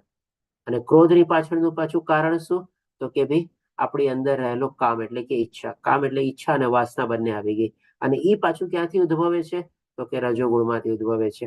કેવી સરસ મજાની સાયકલ બતાવી ભગવાને આપણને અહીંયા, કે શું કામે આપણે પાપ કર્મમાં પ્રવૃત્ત થઈએ છીએ. હવે આના સંદર્ભમાં ભગવાન આપણને 3 દાખલા આપીને પણ બતાવે છે.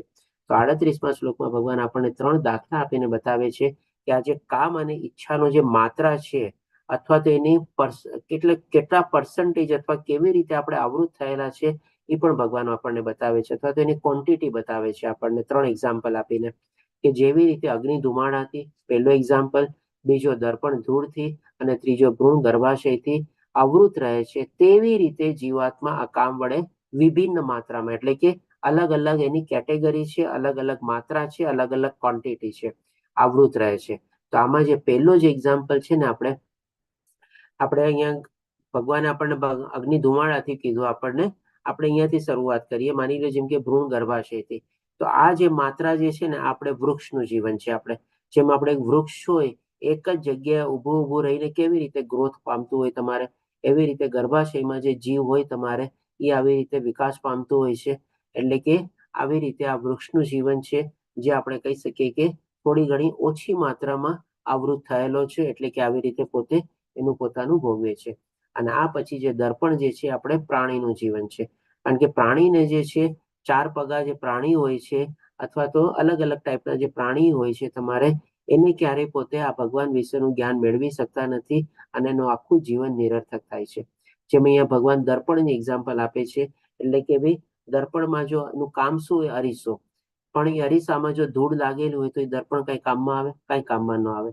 તો એવી જ રીતે જેને પશુ જીવન મળેલું છે એમાં એને ભગવાન વિશેનું કઈ જ્ઞાન મળવાનો એનો અવસર જ પ્રાપ્ત નથી થવાનો. તો એ મનુષ્ય જીવન પ્રાણી જીવન એનું નિરર્થક થયું તમારે.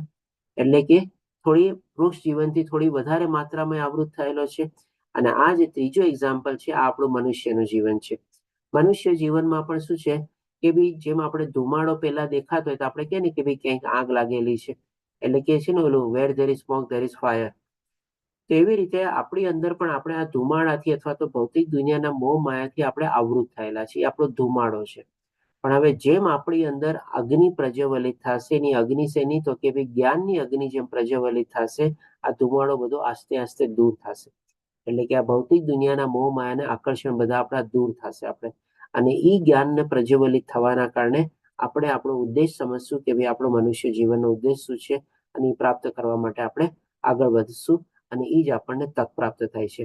તો આવી રીતે ભગવાને 3 અલગ અલગ એક્ઝામ્પલ આપીને 3 અલગ અલગ માત્રા અથવા તો કેવી રીતે આપણો જીવ અંદર રહેલો જે છે, આવૃત થયેલો છે, એ આપણને સમજાવ્યું. હવે આ બધું જે કામ અથવા જે ઈચ્છા ક્યાં રહેલી છે એ પણ ભગવાન આપણને બતાવે છે. એના ઠેકાણા ક્યાં છે અથવા તેના રહેઠાણ ક્યાં છે એ 40મા શ્લોકમાં કહે છે કે ઇન્દ્રિયો, મન તથા બુદ્ધિ એ કામના નિવાસ સ્થાનો છે. આપણી જે બધી જ્ઞાનેન્દ્રિયો હોય છે, કર્મેન્દ્રિયો હોય છે, મન હોય છે, બધી ઇન્દ્રિયો આપણી મન સાથે જોડાયેલી હોય છે અને મન પછી આપણે બુદ્ધિ સાથે એને કેળવવાનું હોય છે. અને એટલે કે ભગવાન અહીંયા આપણને 5 ઇન્દ્રિયો, 5 કર્મેન્દ્રિયો, 10, 11મું મન અને બુદ્ધિ, એટલે કે ટોટલ આપણને 12 ઘર બતાવ્યા. 1 ઘર, 2 ઘર નહીં, 5 ઘર નહીં, પણ આને 12 ઘર છે.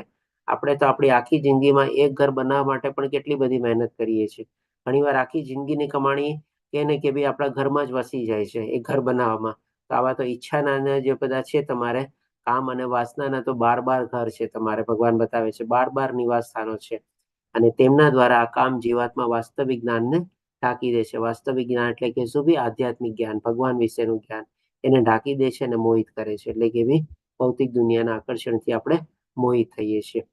હવે આ જે ભગવાન આને કેવી રીતે આપણે ઉપાય કરીને બહાર કાઢવાના એ પણ આપણને બતાવે છે. કામ અને વાસનાને આપણે કેવી રીતે આપણે કંટ્રોલમાં લેવાના. તો ભગવાન કહે છે 41મા શ્લોકમાં, માટે હે ભરતવંશીઓમાં શ્રેષ્ઠ અર્જુન, શરૂઆતમાં જ ઇન્દ્રિયનું નિયમન કરીને પાપના મહાન પ્રતિદમન, કામનું દમન કર અને જ્ઞાન તથા આત્મ સાક્ષાત્કારમાં વિનાશ કરતાનો વધ કર. એટલે કે જ્યારથી સમજ્યા ત્યારથી સવાર આપણા માટે જેમ કે છે ને કે ભાઈ જ્યારથી આપણને જ્ઞાન પ્રાપ્ત થયું, શરૂઆતથી જ ઇન્દ્રિયનું નિયમન, એટલે કે ભાઈ ચાલો હવે અત્યારથી જ આપણે આપણી ઇન્દ્રિયો અને ઇન્દ્રિયોના વિષય ઉપર આપણે કંટ્રોલ મેળવવા માટે પ્રયત્ન કરવાના અથવા તો કોશિશ કરવાનો. અને બીજો આપણે મિનિંગ શરૂઆતનો એ રીતે લઈ શકીએ કે આપણી જે આવનારી જે પ્રજા છે, જેમ ભગવાને કીધું ને, જેવો દાખલો આપણે પ્રસ્થાપિત કરશું એવી જ આપણી આવનારી પ્રજા કરશે. આજે આપણા નાના બાળકને કે કોઈકને કંઈક માની લે મોબાઈલ લેવાની ઈચ્છા હોય, આપણે તરત ને તરત એને લઈ દેશું તમારે, તો આપણે કહેશે ને કે ભાઈ એની આપણે ઈચ્છા તૃપ્તિ કરી દીધી, તો ઈચ્છા પરમાનન્ટ તો એની સંતોષવાની નથી. કાલે પાછો બીજો મોબાઈલ આવશે તો એને લેવાની ઈચ્છા થશે. કાલે ફરીથી પાછી કોઈ બીજી ફરમાઈશની ડિમાન્ડ આવશે. તો બેટર છે એને થોડું ઘણું પેશન્સ એને શીખવાડવાની, થોડી ઘણી આપણે એને શાંત ભાવના શીખવાડવાની કે ભાઈ તારે મોબાઈલ હમણાં શું કામ છે, તને શું કામ જરૂરી છે? આલે મારા મોબાઈલથી થોડું ઘણું તારે બહુ અર્જન્ટ હોય, ભણવા કરવામાં આજકાલ મોબાઈલ લોકો વાપરે છે, આલે મારા મોબાઈલથી કામ ચલાવી લે. એ બાને આપણે પણ એટલા મોબાઈલથી દૂર રહેશું અને એ પણ થોડું ઘણું એમાં પ્રવૃત્ત થશે. મોબાઈલથી થોડું ઘણું પેશન્સ જાળવશે કે ના થોડી ઘડીને દૂર કર્યું ને આપણે, તરત ને તરત એની ફરમાઈશ ને ડિમાન્ડ નથી આપણે પૂરી કરવાની. આસ્તે આસ્તે આપણે કહી શકીએ ને કે ભાઈ આપણા બાળકોમાં પણ આ જ્ઞાન આપણે પરવવા માટે આપણે થોડું ઘણું આવૃત થવાનું છે, પ્રવૃત્ત થવાનું છે અને આપણે પણ એવા પગલાં લેવાના છે. તો એ જ ભગવાન કહે છે કે ભાઈ આપણા જ્ઞાન અને આત્મ સાક્ષાત્કારના વિનાશ કરતાનો વધ કરશું. તો કે ભાઈ આપણી અંદર જે રહેલી બધી જે ઈચ્છાઓ જે છે એ ઈચ્છા ઉપર આપણે કાબુ મેળવીને આ જે મેઇન અવરોધક છે, બાધારૂપ છે આપણા લક્ષ્યને પ્રાપ્ત કરવા માટે, એને ત્યાં જ અટકાવવાની, ત્યાં જ રોકવાની છે આપણે. હવે આ કેવી રીતે આ સિસ્ટમ આપણે ફોલો કરવાની, રોકવાની, તો એ પણ ભગવાન આપણને એક પદ્ધતિ પણ આપણને આપે છે. તો 42મા શ્લોકમાં કહે છે કે કર્મેન્દ્રિયો જડ પદાર્થ કરતા ચડિયાતી છે. જડ પદાર્થ એટલે કે આ બધું ભૌતિક દુનિયાના મોહ માયાના આકર્ષણ, અને કર્મેન્દ્રિયો એટલે કે જે આપણે અલગ અલગ હાથ, પગ, જીભ ને બધાથી આપણે જે કર્મ કરીએ છીએ બધું. અને મન ઇન્દ્રિયો કરતા પણ ઉચ્ચતર છે, એટલે કે બી આપણી જે જ્ઞાનેન્દ્રિયો છે એના કરતા પણ ઉચ્ચતર મન છે, અને બુદ્ધિ મનથી પણ વધારે ઉચ્ચતર છે, અને તે આત્મા બુદ્ધિથી પણ વધુ શ્રેષ્ઠતર છે. એટલે કે આ બધી જો ઇન્દ્રિયો અને ઇન્દ્રિયોના વિષયો જે બધા 5 ઘોડા છે આપણા, એને જો કાબુમાં રાખવા હોય તો આપણે મનને કેળવવું પડે, મનને શાંત રાખવું પડે, મનને વશમાં રાખવું પડે. અને મનને આપણે શેની દ્વારા કેળવી શકીએ? તો કે આપણી અંદર રહેલી બુદ્ધિ દ્વારા, જ્ઞાન દ્વારા. તો જ આપણી અંદર રહેલો જે આત્મા જે છે એને આપણે સાક્ષાત્કારના અથવા તો ભગવાનના ધામ સુધી પહોંચાડવામાં આપણે પ્રયાસ કરીને આપણે આગળ વધી શકશું. તો આજે ભગવાને સિસ્ટમ બતાવી છે આપણને. આજે જો આપણે કોઈ પણ આપણે ઓર્ગેનાઇઝેશન કે કોઈ હોય ને, એમાં નવી સિસ્ટમ જો ઇમ્પ્લિમેન્ટ કરવી હોય ને, તો સૌથી પહેલા ઉપરાથી આપણે થાય.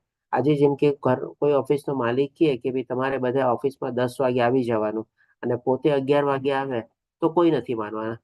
એટલે કે ઇમ્પ્લિમેન્ટેશન કરવી હોય ને, તો એ આપણે ઉપરથી પહેલા થવી જોઈએ. તો અહીંયા પણ ભગવાન એ જ ક્રમ આપણને બતાવે છે કે સૌથી પહેલા આપણે આપણી બુદ્ધિને કેળવવાની છે, જ્ઞાન પ્રાપ્ત કરવાનું છે, અને પછી આપણે આપણા મન ઉપર કંટ્રોલ મેળવવાનું છે. કારણ કે બુદ્ધિ જે છે વધારે પાવરફુલ છે મન કરતા. બુદ્ધિમાં એકવાર આપણને સમજાઈ જશે કે આ ભૌતિક દુનિયામાં મોહ માયામાં કઈ રહેલું જ નથી, અલ્ટિમેટલી આપણને જ નુકસાન થાય છે, તો જ આપણે મનને કંટ્રોલ કરી શકશું. અને જો મનને કંટ્રોલ કર્યું હશે તો એના જે બધા ઇન્દ્રિયોના જે બધા છેડા છે જે મનથી સાથે જોડાયેલા છે, ઓટોમેટિકલી કંટ્રોલમાં આવશે તમારે. એટલે કે કોઈ પણ ચીજને નવી શરૂઆત અને ઇમ્પ્લિમેન્ટ કરવી હોય તો પહેલા આપણા જ્ઞાન અને બુદ્ધિ વાપરીને આપણે જો ઇમ્પ્લિમેન્ટ કરીએ તો જ આપણે એનું અસરકારક રીતે આપણે એને આગળ વધારી શકીએ. જેમ આજે આપણે જ્ઞાન દ્વારા સમજી શક્યા કે ભાઈ ભગવાનને ભોગ ધરાવવો એ જરૂરી છે, નહીં તો આપણે નિરર્થક જીવન જીવી રહ્યા છે, ચોર કહેવાઈએ, પાપ ખાઈએ છીએ અને બંધન કરતા છે. આવી બુદ્ધિ જ્યારે આપણે સમજી લીધી તો હવે આપણે ભોગ ધરાવવામાં આપણને કેટલું ઈઝી થઈ જશે. પછી આપણે જેમ ભગવાને કીધું કે જે આ યજ્ઞ ચક્રનું પાલન નથી કરતો એ પોતે નિરર્થક જીવન જીવી રહ્યો છે, આ પણ આપણે હવે સમજી લીધું. તો હવે આપણને માળા કરવામાં કેટલું સહજ થશે આપણે. પણ હવે આજે હું તમને એમને એમ કહું કે તમારે ભોગ ધરવાનો છે, તમારે માળા કરવાની છે, આવી રીતે આપણે બુદ્ધિ અને જ્ઞાનમાં નહીં ઉતાર્યું હશે તો ઇમ્પ્લિમેન્ટ થવાનું જ નથી આપણે. અને કદાચ 1-2 દિવસ થઈ બી જશે તો ત્રીજે ચોથે દિવસથી ભૂલી જશે. પણ હવે બુદ્ધિમાં આપણે ઠસાવી લીધું કે ના ભાઈ જે કાંઈ પણ હું કરું છું એ બધામાં ભગવાનને સાથે રાખીને જોડીને ભગવાન દ્વારા, ભગવાન થકી, ભગવાન મારફત થઈ રહ્યું છે, એવી ભાવનાથી કરીશ તો હું ન ચોર, ન પાપ, ન કાંઈ બધાથી બંધન કરતાથી બધાથી મુક્ત થઈ શકીશ.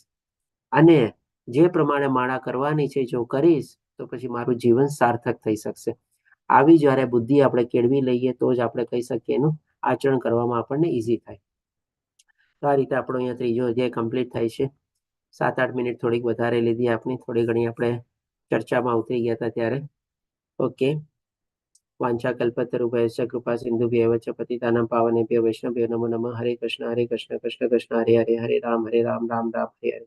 શિલા પ્રભુપાદ કી જય. શ્રી રાધા ગોવિંદ પ્રણામ. તો આના સંદર્ભમાં જો કોઈને પ્રશ્ન હોય તો લઈ શકીએ છીએ આપણે.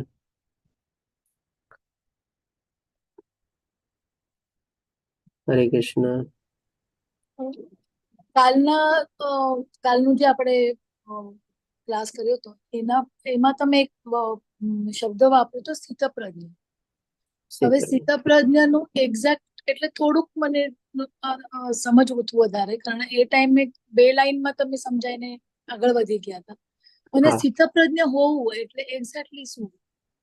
ઓકે. માતાજી નોર્મલી પ્રશ્ન પૂછો ને ત્યારે થોડો વિડીયો ઓન રાખો ને તો સારું રહેશે, જો કોઈ એવું પ્રોબ્લેમ ન હોય તો. ના, વિડીયો મારો ચાલુ જ છે સર. અચ્છા, ઓકે. ના માતાજી, ના નહીં, મને ધ્યાન નહીં, મારું ધ્યાન. ઓકે. હા, જો સૌથી પહેલા તો સ્થિત પ્રજ્ઞ